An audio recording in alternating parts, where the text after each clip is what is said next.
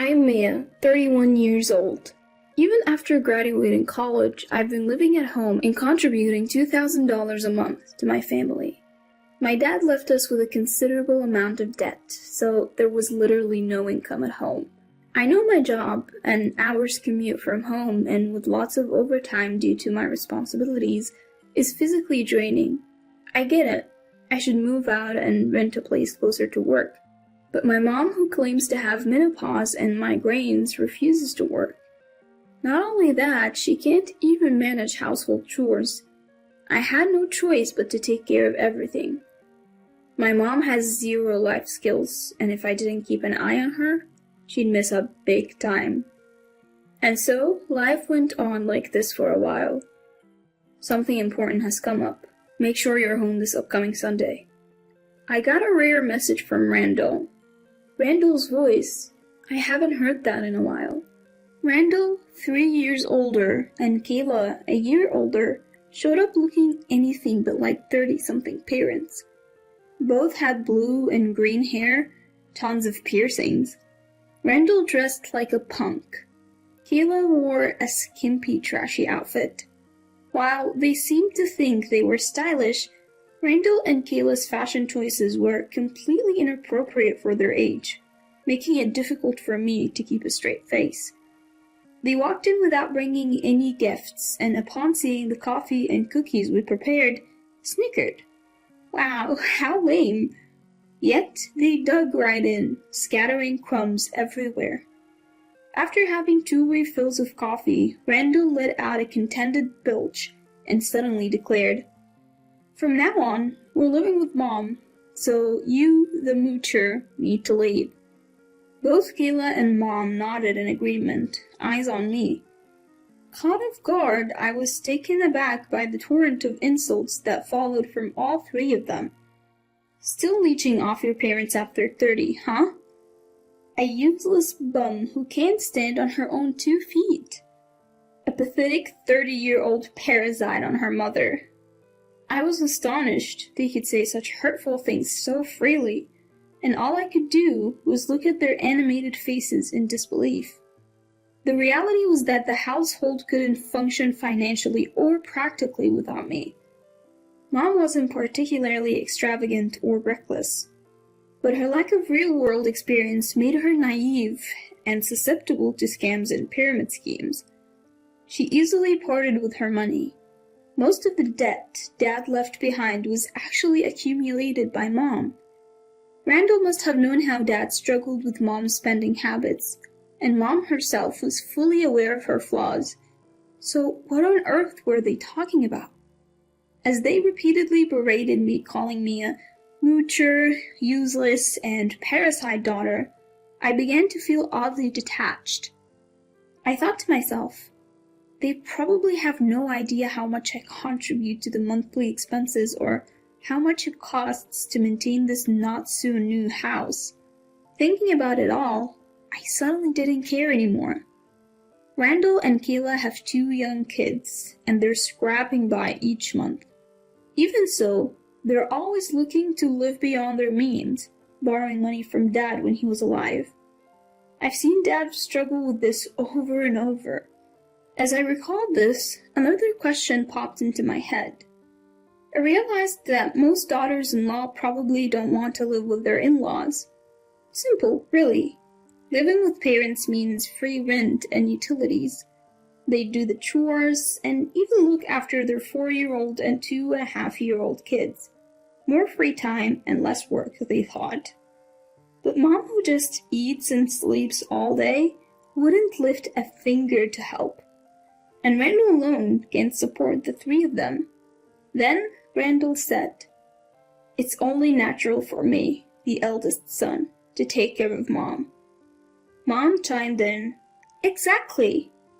Hearing this, my vision cleared up, as if the clouds had parted. They took the bait so easily. Mom was quick to say she'd live with Randall and Kayla. "Really, Mom? Are you sure? You've been jerked around by them before, haven't you? When Randall sounds too good, it's usually bad news. Haven't you learned that by now?" despite Dad always warning you? After Dad passed, I worked hard to support Mom, who wouldn't work herself.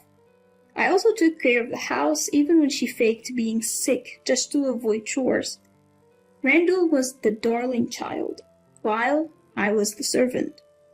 Randall barely graduated from a bottom-tier high school, but had a somewhat handsome face, so he became too proud and gave up at the first hurdle.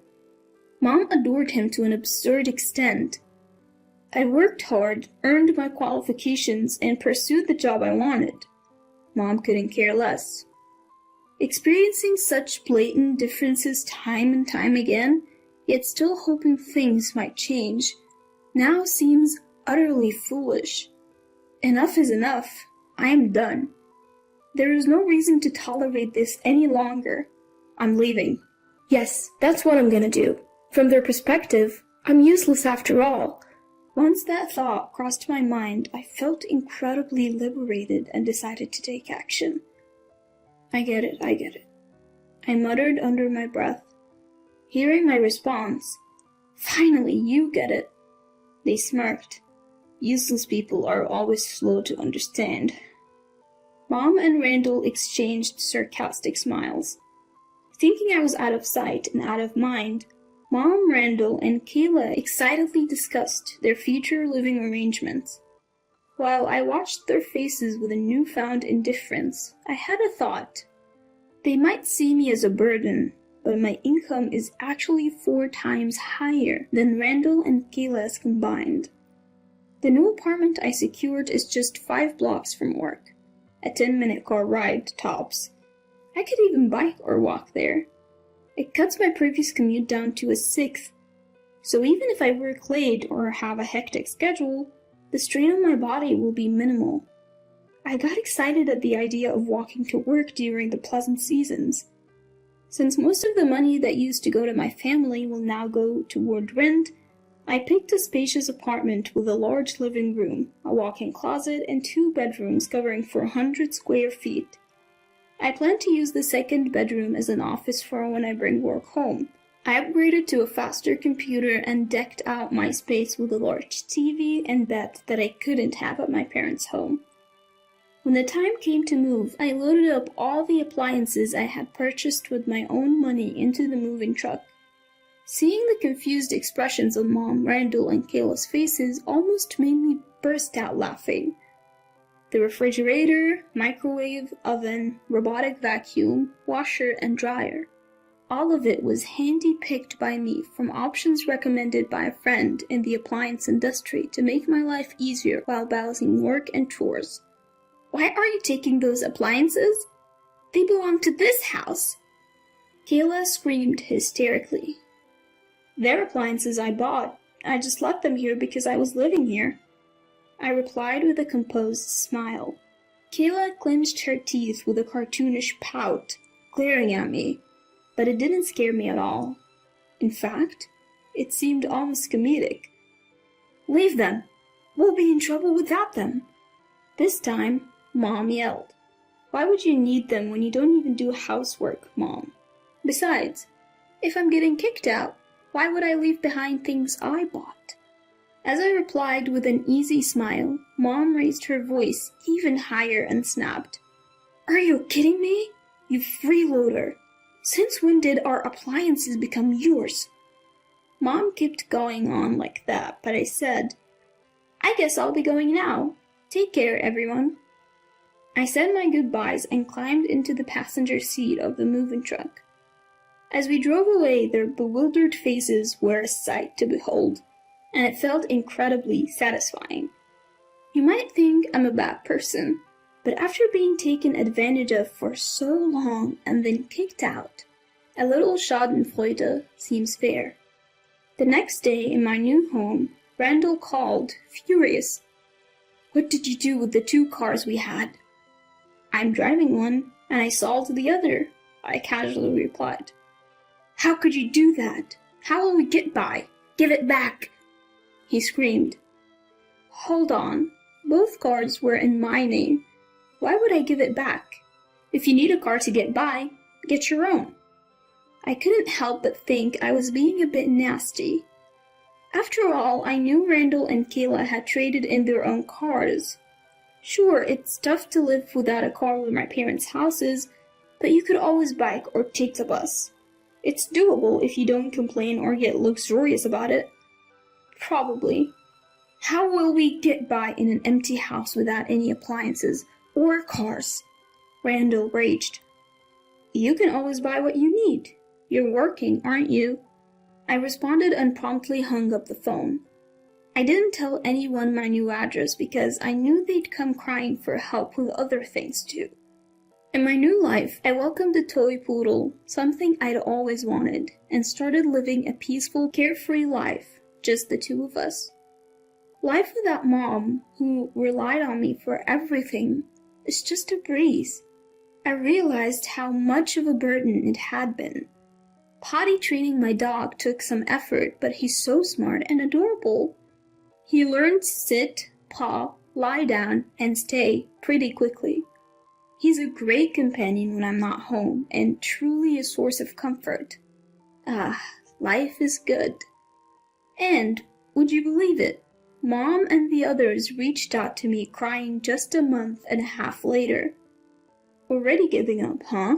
I thought as I listened to the complaints from Mom, Randall, and Kayla taking turns calling me. They can't pay back the debt Mom has accumulated, can't manage daily expenses, can't go shopping or out because they don't have a car, and nobody does, or rather can do, any housework. Their home has apparently become a total mess because the kids are dirty, disorganized, and out of control. You know you don't have to report all of this to me, right? I was the one who got kicked out. I told them after listening to all of their complaints. All three were like, come back, do the housework, contribute money. I calmly replied to each point. I can't afford that, living on my own.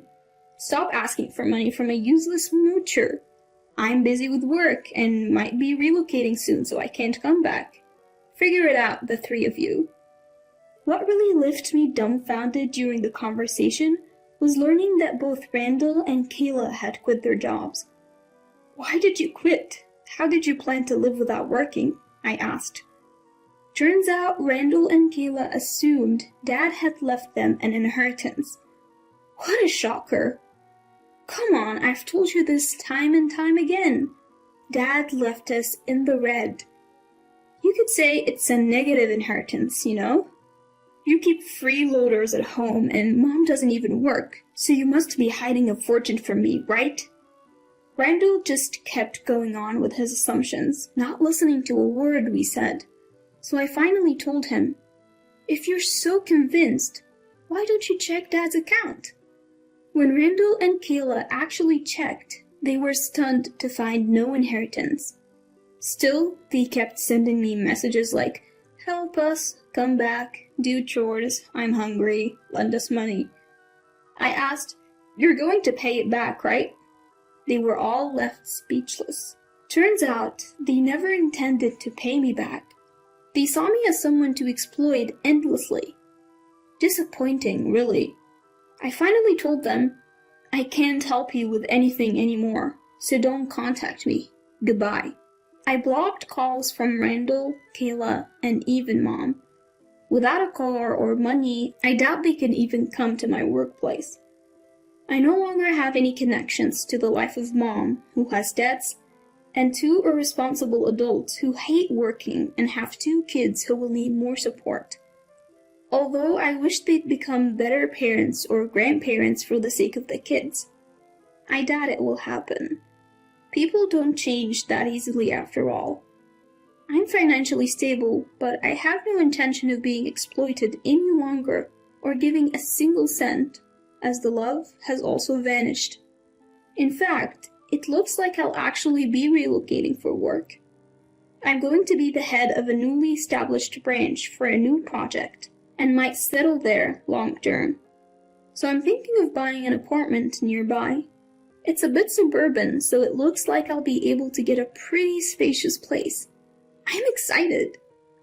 I plan to keep working hard and enjoy life, with my dog by my side.